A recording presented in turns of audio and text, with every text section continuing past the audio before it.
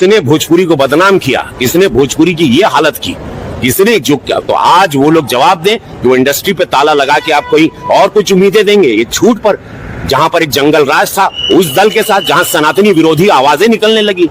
अभी बदत है भाई, अभी बदत है। अब बोल रहे हैं कि इसने बर्बाद कर दिया सिनेमा को। मैंने बर्बाद किया तो आप लोग हो ना चारों, तो चारों काहे नहीं चला देते हो भाई। मैंने एक आदमी कैसा है कि बर्बाद कर दिया और चार लोग मिलकर उसको नहीं चला रहे हैं, जबकि अब तो सरकार में भी हो, अब केंद्र में भी हो, अब तो हर जगह हो आप, आपके पास पूरी व्यवस्था। एम्स बनवाइएगा मेरे घर पे, कल के कल तोड़वा दूंगा। आपके अंदर वो हिम्मत नहीं है कि आप अपना घर तोड़वा के एम्स बनवा दो। मेरे पास उतनी जमीन है, आप भी दो, आप भी 10-12 बीघा जमीन यूपी को दो। एक और बड़े भाई बोलते हैं उनको बोलो, और 3 लोग बिहार से हैं, तीनों 20-20 बीघा जमीन खरीद कर देते हैं। 3 लोग बिहार को देते हैं, आप लोग यूपी को दो। किसी में एम्स बनेगा, किसी में ITI बनेगा, किसी में बेहतर कॉलेज बनेगा। मेरे अंदर क्षमता है, हिम्मत है देने की, आप लोगों के अंदर नहीं है। ये खेसारी नहीं है, ये अहंकारी है। तो ये अहंकार में इनको अहंकार इतना ज़्यादा है कि कभी ये कहते हैं कि हम जो है जो गाने गाते हैं वो इन्हीं चारों भाइयों से सीखे हैं, और किसी इंटरव्यू में फिर कहते हैं कि ये लोग से हम क्या सीखेंगे, ये लोग को क्या आता है।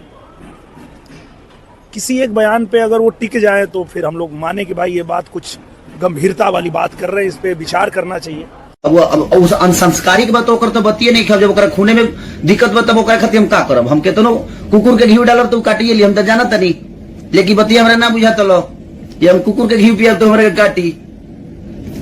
लेकिन कोनो बात ना, हमेशा थोड़ी पिया है।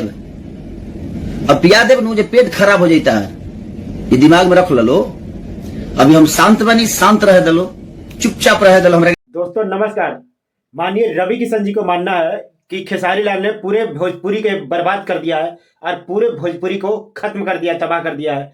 जबकि ये भारतीय जनता पार्टी में जितने भी मतलब ये हैं, ये क्या कहते हैं, रवि किशन जी हो या फिर मनोज तिवारी हो या फिर ये निरहुआ जी हो, ये 3-4 या पवन सिंह हो, 3-4 मिलकर ये जब से भोजपुरी में हैं और तब से इन लोगों ने क्या क्या नहीं किए हैं। क्योंकि देखिए जितना भी अश्लीलता है भोजपुरी में, सबसे पहले रवि किशन, पता नहीं किसने लहंगा उठाया था रिमोट से, ये किसका गाना है। और रिंकिया के पापा के भी देखिए बहुत सारे गाने ऐसे वायरल हो रहे हैं जो भोजपुरी में इस तरीके से है जो अपने नव फैमिली के साथ में सुन नहीं सकते हो।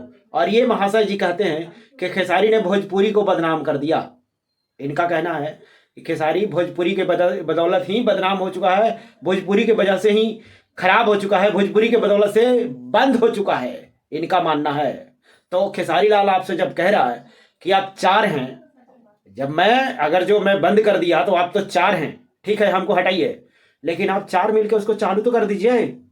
आप तो सरकार में हैं, यूपी सरकार उसमें GST वगैरह भी मतलब उसमें देता है, उसमें छूट भी देता है आप लोग के पिक्चर बनाने के लिए। जबकि खेसारी लाल जब पिक्चर वहाँ पे वो करते हैं कि अपना डॉक्यूमेंट देते हैं तो उनका पिक्चर ही मतलब कि वो रद्द कर दिया जाता है, उनका डॉक्यूमेंट ही मतलब कि वेरीफाई नहीं हो पाता है, और आप सबको तो पिक्चर भी बन जाता है।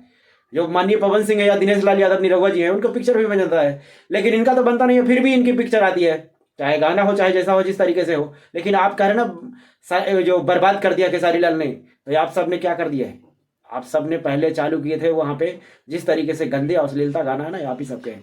और दूसरी बात ये माननीय महाशय जी कह रहे हैं, सांसद महाशय जी कह रहे हैं कि ये खेसारी लाल है जो विपक्ष में चले गया है, जंगल राज में चले गया है, और वहां से सनातनी विरोधी जो भाषा है वहां से चालू और बोल रहा है, मैं मंदिर मस्जिद दुनिया जानी, बहुत सारे मतलब ये मुद्दे उठाए थे। हालांकि इसमें रवि किशन सबसे पहले हैं, दूसरे नंबर पे ये क्या कहते हैं, ये दिनेश लाल यादव निरहुआ जी हैं, उन्होंने तो ये खेसारी लाल को याद मुल्ला तक के कह दिया। ये बोल रहे हैं ये कभी हिंदू हो ही नहीं सकता है जो मंदिर मस्जिद पे सवाल उठाता है। चलिए छोड़िए ये सब बात के, पहले मैं ये पूछना चाहता हूँ माननीय रवि किशन जी, जो जंगल राज के आप ठेकरा जो फोड़ते हैं ना खेसारी लाल पे, तो जंगल राज में खेसारी लाल के उसमें लेना देना क्या है? वो तो अभी चुनाव लड़ने के बाद में वो हार गया, उसके बाद में फिर से अपना काम करने चले गया।